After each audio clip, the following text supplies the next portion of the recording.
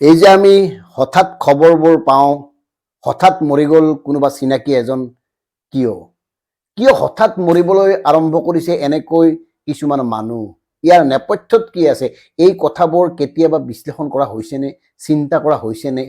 এই দুজনে আমাৰ পৰম সুহৃদ সতীৰ্থ ভাই।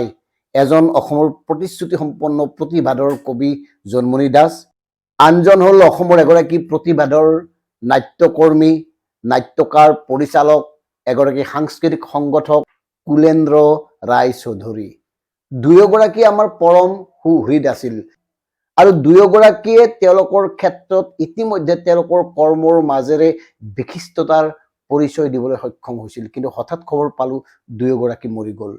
আৰু আচৰিত কথা, কুলেন্দ্ৰৰ হঠাৎ গাটো বেয়া লাগিল, গুৱাহাটী মেডিকেল নাপালেই, ৰাস্তাতে ঢুকাই থাকিল। কিয় এনেকুৱা হৈছে? মন কৰিব, কোভিডৰ পিছত এই ধৰণে অস্বাভাৱিক মৃত্যুৰ সংখ্যা বাঢ়িছে। কোভিড ভেকচিনৰ সময়ত আমাৰ প্ৰত্যেকৰে মনত আছে, জোৰ জবৰদস্তি মানুহক ভেকচিন দিয়া হৈছিল, সুস্থ মানুহকো ভেকচিন ল'বলৈ বাধ্য কৰোৱা হৈছিল। ইতিমধ্যে এই বিষয়ে ভাৰতবৰ্ষৰ স্বাস্থ্য গৱেষক সংস্থাসমূহেও তেওঁলোকৰ মন্তব্য মুকলিকৈ প্ৰকাশ কৰিছে যে কোভিডৰ ভেকচিনৰ পাৰ্শ্বক্ৰিয়া আছে, পাৰ্শ্বক্ৰিয়া হৈছে, যাৰ ফলত অস্বাভাৱিকভাৱে মানুহৰ হৃদৰোগ বাঢ়িছে, অন্যান্য ৰোগ বাঢ়িছে। এতিয়া মন কৰক, হঠাৎ খবৰ পাব পাৰে যে এজন লিভাৰ ডেমেজ হৈ মৰিল। আমি জানো যে অত্যাধিক সুৰা সেৱন কৰিলে লিভাৰ নষ্ট হয়, কিন্তু এনেকুৱাও খবৰ পাওঁ যে তেওঁ সুৰা নহয়, সুৰাৰ কাষেই চপা নাই, অথচ তেওঁৰ ফেটি লিভাৰ হৈছে। এতিয়া প্ৰিয় দৰ্শক, কথাবোৰ চিন্তা কৰক, এই যে আমাৰ বেমাৰ প্ৰতিৰোধ ক্ষমতাটো কমি আহিছে, কিয়? কোভিড ভেকচিন অন্যতম কাৰণ হ'লেও তাৰ পিছত যিবোৰ কাৰক কাৰণে অতি প্ৰভাৱান্বিত কৰিছে সেইবোৰ হ'ল আমাৰ দৈনন্দিন খাদ্য। কিয় আমাৰ দৈনন্দিন খাদ্যাভ্যাসে আমাৰ বেমাৰ প্ৰতিৰোধ ক্ষমতা কমাই আনিছে? এতিয়া মন কৰক, আমি ৰাতিপুৱাৰ পৰা ৰাতিলৈকে যিবোৰ সামগ্ৰী ব্যৱহাৰ কৰোঁ, খাওঁ, তাৰ বেছিভাগতে ভেজাল। এতিয়া ভেজাল ক'ত নাই? মাছ, মাংস, কণী, গাখীৰ, কোনটোত ভেজাল নাই? আৰু এই ভেজাল নিৰাময়ৰ কাৰণে কোনখন চৰকাৰে কি বিশেষ পদক্ষেপ গ্ৰহণ কৰিছে? শাক পাচলি, মাছ মাংসত বিভিন্ন ধৰণৰ ৰাসায়নিক দ্ৰব্য মিহলাই থাকে। আৰু এইটো আটাইতকৈ গুৰুত্বপূৰ্ণ বিষয়, আটাইতকৈ চিন্তনীয় বিষয়, ৰোগ প্ৰতিৰোধ ক্ষমতা কিয় কমিছে? কিয় সৰ্বত্ৰে ভেজাল? এই ভেজাল প্ৰতিৰোধৰ কাৰণে উপায় কি? এই কথাবোৰ বিশিষ্ট লোকসকলৰ দ্বাৰা বা বিশেষজ্ঞ লোকসকলক লগত লৈ আলোচনা কৰা হৈছেনে? কোনখন চৰকাৰে কেতিয়া আলোচনা কৰিছে? কাৰ লগত আলোচনা কৰিছে? আলোচনা কৰি কি সিদ্ধান্তত উপনীত হৈছে? এই কথাবোৰ সাধাৰণ জনতাই জানিছেনে?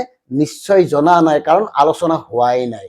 এতিয়া মন কৰক, মাজে মাজে আমি দেখা পাওঁ কিছুমান বিভাগে বজাৰৰ পৰা মাছবোৰ উঠাই লৈ যায় ফৰ্মেলিন টেষ্ট কৰিবৰ কাৰণে, কিন্তু তাৰ পিছত আকৌ সেই একেই মাছবোৰে বজাৰলৈ মেলি দিয়া হয়। তাৰ ৰিপৰ্ট কি হ'ল? মাছবোৰত সঁচাকৈ ফৰ্মেলিন আছিল নে নাই? মাছবোৰ ক'ৰ পৰা কেনেকে অনা হয়? ক'ত কেনেকে ৰখা হয়? য'ত মাছ পালন কৰে, সেই মাছ পালন কৰা পৰিৱেশটো কেনেকুৱা? সেই পালন কৰা ক্ষেত্ৰসমূহ পৰিদৰ্শন কৰি সঁচাকৈ সঠিক শুদ্ধ তথ্য আনেনে এওঁলোকে? এই কথাবোৰ কিন্তু বিশেষ গুৰুত্বপূৰ্ণ। এইকাৰণে কৈছো, এনেকে আমি প্ৰতিদিনেই আমাৰ প্ৰিয় মানুহবিলাকক হেৰুৱাই আছো, আৰু এয়া কিন্তু খুব সহজভাৱে এৰি দিব পৰা কথা নহয়। আৰু আটাইতকৈ আমাৰ জীৱনলৈ ভাবুকি আনিছে খোৱা পানীয়ে। বিভিন্ন ধৰণৰ দ্ৰব্য মিহলি হৈ থাকে খোৱা পানীত। গতিকে বিশুদ্ধ খোৱা পানী খাব পৰাটো সৌভাগ্যৰ কথা আজিৰ দিনত। গাঁৱে ভূঞে চহৰে অঞ্চলে বিভিন্ন অঞ্চলত দূষিত পানী। আপুনি মন কৰিব, আৰ্ছেনিকযুক্ত পানীয়েই হওক বা অন্যান্য দ্ৰব্যযুক্ত পানীয়েই হওক সুলভ হৈ পৰিছে এতিয়া। কিয় আমাৰ চৰকাৰে সাধাৰণ জনতাক এটোপাল বিশুদ্ধ খোৱা পানী যোগান ধৰিবলৈ ব্যৰ্থ হৈছে? পানীৰ পৰাই আটাইতকৈ বেছি ৰোগ হয়। এতিয়া অপ্ৰিয় হলে সত্য, তেওঁলোকৰ কোনো চিন্তা নাই। মন কৰিব, তেওঁলোকে মানে দামী দামী বটলৰ পানী খায়, কিনা পানী ব্যৱহাৰ কৰে। পাৰিলেতো তেওঁলোকৰ একাংশই ল'ৰা ছোৱালীকো কিনা পানীৰে মানে গা চা ধুৱায়। সাধাৰণ মানুহখিনিৰে মৰণ, সমস্যা কাৰ হয়? সাধাৰণ মানুহখিনিৰ হয়। গতিকে মৰিছে কোন?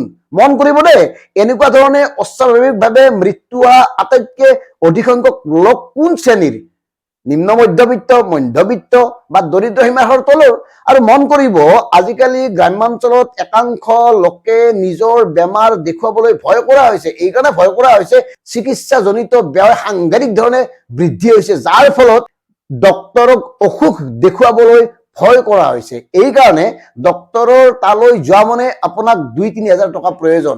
2-3 হাজাৰ টকা অতি নগণ্য। যদি কিবা পৰীক্ষা কৰিব দিয়া হয় তেতিয়া 5-10 হাজাৰৰ তলত নহয়। এই কাৰবাৰবোৰত নিয়ন্ত্ৰণ কেতিয়া হ'ব? গতিকে সাধাৰণ জনতাৰ জীৱন সুৰক্ষিত কৰিব পৰা, সাধাৰণ জনতাৰ স্বাস্থ্য সুৰক্ষিত কৰিব পৰা এনে কি ব্যৱস্থা গ্ৰহণ কৰিছে আমাৰ চৰকাৰসমূহে? এই কথাটো কিন্তু গুৰুত্বপূৰ্ণ চিন্তনীয় আলোচনাৰ বিষয়। কালি আমি তজবজীয়া ডেকা ল'ৰা কুলেন্দ্ৰ আৰু অতি সক্ৰিয় কবি জন্মনিক হেৰুৱালো। হয়তো এনেকে আকৌ হেৰুৱাই আহিছো। এই যে হেৰুৱাই আছো, দুখ কৰিছো, মাজে মাজে দুখত কান্দিছো, কিন্তু সমাধান ক'ত? এনেকে হৈয়ে থাকিব নেকি? আমি সাধাৰণ মানুহখিনি এইবোৰ সমস্যাৰ পৰা কেতিয়া মুক্ত হ'ম? কেতিয়া সুৰক্ষিত হ'ব আমাৰ জীৱন? কথাবোৰ চিন্তা কৰক। ধন্যবাদ। জয় আই অসম।